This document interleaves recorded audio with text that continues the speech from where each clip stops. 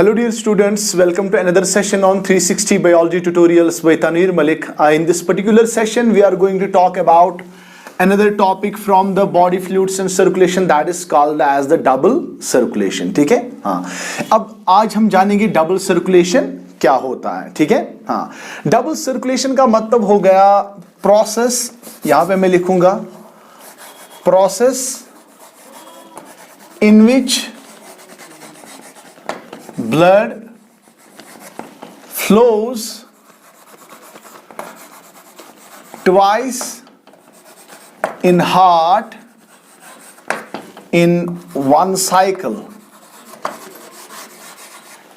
चलिए, क्या होता है डबल सर्कुलेशन? डबल सर्कुलेशन एक ऐसा प्रोसेस है जिसमें ब्लड हमारे हार्ट के थ्रू फ्लो होता है दो बार एक ही साइकिल में. ठीक है ना. मान लीजिए ये हमारे पास हार्ट है, this is right atrium, this is left atrium, this is right ventricle, this is left ventricle. ठीक है, हाँ. अब हमें पता है कि लेफ्ट वेंट्रिकल्स में से जो ऑक्सीजनेटेड ब्लड होता है वो बाहर निकलता है and that reaches to the different parts of body. मान लीजिए ये कोई बॉडी पार्ट है, ठीक है, तो ऑक्सीजनेटेड ब्लड मिल गया इस बॉडी पार्ट को. अब इस बॉडी पार्ट से ये यहां से डीऑक्सीजनेटेड ब्लड आता है और वो डीऑक्सीजनेटेड ब्लड कहां पे पहुंचता है? That deoxygenated blood reaches to the right atrium. ठीक है, so this is here, this is oxygenated blood, this is oxygenated blood and this is deoxygenated blood. Deoxygenated blood. ठीक है, हाँ.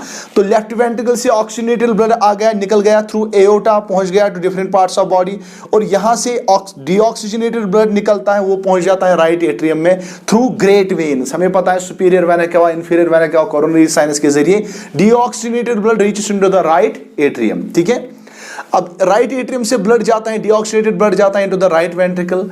अब राइट वेंट्रिकल से हमें निकलती है पल्मोनरी आर्टरी, और ये पल्मोनरी आर्टरी कहां पे जाती है? अब मैं दूसरे कलर से दिखाता हूं so that you could understand it well. ये पल्मोनरी आर्टरी से डीऑक्सीडेटेड ब्लड पहुंच गया कहां पे? लंग्स में. ठीक है, अब लंग्स से ये ब्लड ऑक्सीजनेट होता है और अब ऑक्सीजनेटेड ब्लड पहुंचता है लेफ्ट एट्रियम में. ठीक है, तो आप देख रहे हैं कि इस पूरे साइकिल में राइट एट्रियम में ब्लड आ रहा है और एक साइकिल के जरिए और एक तरीके से लेफ्ट एट्रियम में ब्लड आ रहा है.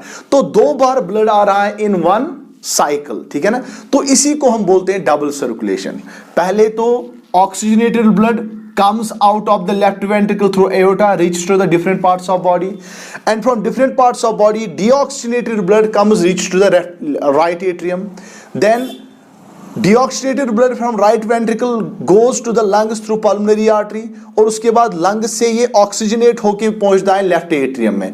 तो right atrium and left atrium are the two chambers which receive heart in one cycle. ठीक है, तो डबल सर्कुलेशन क्या है? एक ऐसा प्रोसेस जिसमें ब्लड दो बार फ्लो होता है हार्ट में. चलिए, एक तो यहां से एक बार यहां से फ्लो होता है और एक बार यहां से फ्लो होता है हार्ट में ब्लड. ठीक है ना, एक ही साइकिल में दो बार. This is what we call as the double circulation. ठीक है ना. अब हम डबल सर्कुलेशन को दो स्टेप्स में पढ़ते हैं. ठीक है, first one is what we call as systemic circulation, and second one is called as the pulmonary circulation. So these are the two steps of the double circulation. ठीक है, अब जानेंगे सिस्टमिक सर्कुलेशन क्या होता है. सिस्टमिक सर्कुलेशन का मतलब हो गया जैसे लेफ्ट वेंट्रिकल से ऑक्सीजनेटेड ब्लड आ गया, it reaches to the different parts of body, and the deoxygenated blood from different parts of the body reaches to the right atrium. अब जो आप ये रेड से जो आप ये वाला साइकिल देख रहे हैं, ब्राउन कलर से जो आप ये वाला साइकिल देख रहे हैं, this is called as the systemic circulation. It is that systemic circulation is that type of circulation in which oxygenated blood flows from left ventricle to the different parts of body, and deoxygenated blood flows from different parts of body into the right atrium. This cycle is called as the systemic circulation. ठीक है, इसी तरीके से हमारे पास है pulmonary circulation. Pulmonary circulation जो मैंने यहाँ पे येलो से दिखाया है, यहां से डीऑक्सीजनेटेड ब्लड निकलता है, लंग्स में जाता है, लंग्स को इस ब्लड को ऑक्सीजन मिलता है, ये बन जाता है oxygenated blood and great veins के जरिए ये पहुंच जाता है इनटू लेफ्ट एट्रियम। ठीक है, तो अब येलो से जो मैं साइकिल दिखा रहा हूं यहां से लेकर यहां तक, this is called as the pulmonary circulation. Pulmonary क्यों बोलते हैं? क्योंकि इसमें लंग्स इन्वॉल्व होते हैं। ठीक है ना, so we can say that systemic circulation plus pulmonary circulation makes up the double circulation. ठीक है ना, तो ये तो हो गया double circulation is equal to systemic circulation plus pulmonary circulation. ठीक है, अब चलिए जो ये सिस्टमिक सर्कुलेशन है इसके दो टाइप्स हैं। इसके कितने टाइप्स हैं? इसके दो टाइप्स हैं। एक को बेटा हम बोलते हैं coronary circulation, coronary circulation, and second one is hepatic portal circulation. ठीक है, so systemic circulation is divided into two circulations, coronary circulation and hepatic portal circulation. ठीक है, अब चलिए पहले हम देखते हैं कोरोनरी सर्कुलेशन क्या होता है। ठीक है, देख लीजिए, एक तो हो गया हार्ट के चैम्बर से, इनमें ऑक्सीजनेटेड और डीऑक्सीजनेटेड ब्लड होता है। ठीक है, लेकिन हार्ट के जो मसल्स हैं, हार्ट में कार्डियक मसल्स होते हैं और कार्डियक मसल्स टिश्यूज का बना होता है, टिश्यू सेल्स के बने होते हैं। इसका मतलब ये हुआ कि हार्ट के वॉल में जो मसल्स के जो सेल्स हैं उनको भी ऑक्सीजन चाहिए। ठीक है ना, वो ऑक्सीजन किस तरीके से मिलेगा? यहां देखिए, ये कौन सी आर्टरी है? This is aorta. यहां से लेफ्ट वेंट्रिकल से oxygenated blood comes out through aorta and reach to different parts of body. अब एओर्टा से एक छोटी सी आर्टरी निकलती है जिसको हम बेटा बोलते हैं, this artery is called as the coronary artery। चलिए इसको क्या बोलते हैं? इसको coronary artery बोलते हैं। और ये coronary artery this gives the oxygenated blood to the muscles of the to the wall of the heart। ठीक है, क्योंकि हार्ट के मसल्स के सेल्स को भी ऑक्सीजन चाहिए, तो उनको कौन पहुंचाता है?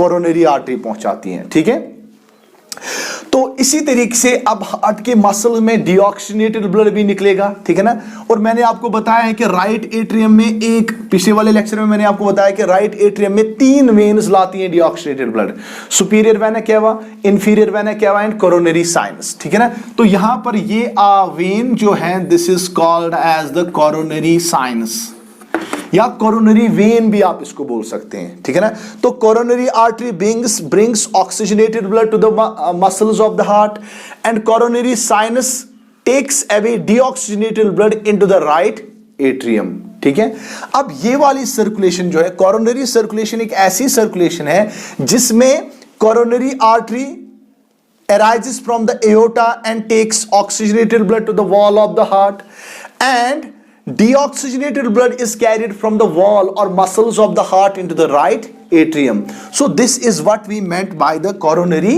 circulation. ठीक है, अब इसके बाद क्या है? इसके बाद है हमारे पास दूसरा, that is called as the hepatic portal circulation. Hepatic portal circulation क्या होता है? Hepatic is concerned with the liver. ठीक है, मान लीजिए हमें यहां पे है, हमारा यहां पे है एलिमेंट्री कैनाल। ठीक है, दिस इज एलिमेंट्री कैनाल, ये हो गए लार्ज इंटेस्टाइन्स। ठीक है, और ये अंदर से हैं स्मॉल इंटेस्टाइन्स।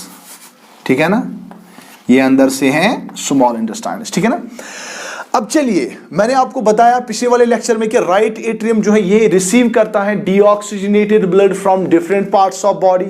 इसका मतलब ये एलिमेंट्री कैनाल, ये एलिमेंट्री कैनाल से भी रिसीव करेगा डीऑक्सीजनेटेड ब्लड। लेकिन क्या होता है कि जो वेन एलिमेंट्री कैनाल से आ जाती हैं ये डायरेक्टली नहीं जाती हैं राइट एट्रियम के पास, ये पहले लिवर के पास चली जाती हैं। किसके पास चली जाती हैं? लिवर के पास।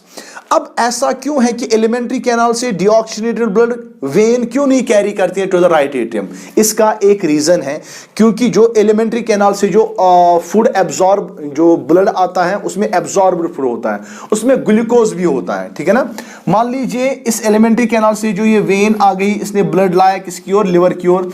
अब इस ब्लड में एक्स्ट्रा ग्लूकोज भी हो सकता है, तो ये लिवर इस एक्स्ट्रा ग्लूकोज को कन्वर्ट करता है into glycogen, and we know that this process is called glycogenesis, and it is facilitated bye a hormone called insulin, आपने पढ़ा है ऑलरेडी, ठीक है ना। तो अब चूंकि इस वाले ब्लड में ग्लूकोज मौजूद है, एक्स्ट्रा ग्लूकोज मौजूद है, तो ये लिवर इसको इस्तेमाल करता है, कन्वर्ट करता है ग्लाइकोजन में, ठीक है ना। अब लिवर बाद में डीऑक्सीजनेटेड ब्लड को पहुंचाता है कहां पे, इनटू द राइट एट्रियम, ठीक है। तो इसका मतलब एलिमेंट्री कैनाल से जो डीऑक्सीजनेटेड ब्लड आता है वो डायरेक्टली नहीं जाता है राइट एट्रियम में, वो पहले जाता है किसमें, लिवर में, क्योंकि इसमें कुछ ऐसे सबस्टेंस होते हैं, फूड सबस्टेंस होते हैं जिनको यूटिलाइज करता है लिवर, और बाद में लिवर से डीऑक्सीजनेटेड ब्लड चला जाता है राइट एट्रियम में। तो ऐसी सर्कुलेशन जिसमें veins carry deoxygenated blood from alimentary canal into the liver and liver takes the deoxygenated blood into the right atrium, this type of circulation is what we call as the hepatic portal circulation, ठीक है ना। हाँ, अब चलिए इसमें और एक important चीज आप याद रखेंगे कि ऐसी वेन जो डायरेक्टली राइट एट्रियम में डीऑक्सीजनेटेड ब्लड ना पहुंचाए बल्कि पहले किसी और ऑर्गन के पास चले जाए, ऐसी वेन को हम बोलते हैं पोर्टल वेन। याद रखिएगा, क्या बोलते हैं, पोर्टल वेन। तो वो वेन जो कैरी करे blood from a body part, जो कैरी करे deoxygenated blood to some other organ besides carrying it to the right atrium, यानी कि एक ऐसी वेन जो डायरेक्टली राइट एट्रियम में डीऑक्सीजनेटेड ब्लड ना पहुंचाए बल्कि किसी और ऑर्गन के पास पहले पहुंचाए, ऐसी वेन को हम बोलते हैं पोर्टल वेन, ठीक है ना। हाँ, और अब चूंकि यहां पर जो पोर्टल वेन उठती है, ये ले जाती है लिवर के पास ब्लड, ये बाद में डिवाइड होती है आगे, इसके साथ बहुत सारी और भी वेन्स अटैच हो जाती हैं, और जब ये पोर्टल वेन और स्मॉलर वेन्स कंबाइन करती है, ये बनाती है पोर्टल सिस्टम। क्या बनाती है, पोर्टल सिस्टम। तो इस तरीके से हम इसको बोलते हैं हिपैटिक पोर्टल सर्कुलेशन, क्योंकि यहां पर लिवर से जा रहा है deoxygenated blood into the right atrium, और एलिमेंट्री कैनाल पहले लाता है लिवर में, लिवर से बाद में चला जाता है राइट एट्रियम में, ठीक है ना। So this is what we meant by the hepatic portal circulation. Hope you have understood this topic of the double circulation and the types of the double circulation, ठीक है ना। If you have understood this topic, please subscribe this channel, like this video and share this video so that it could reach to all those thousands and hundreds of students who are in need of the knowledge, who are in need of these kinds of videos. We'll meet in the next lecture. Till then, thank you very much.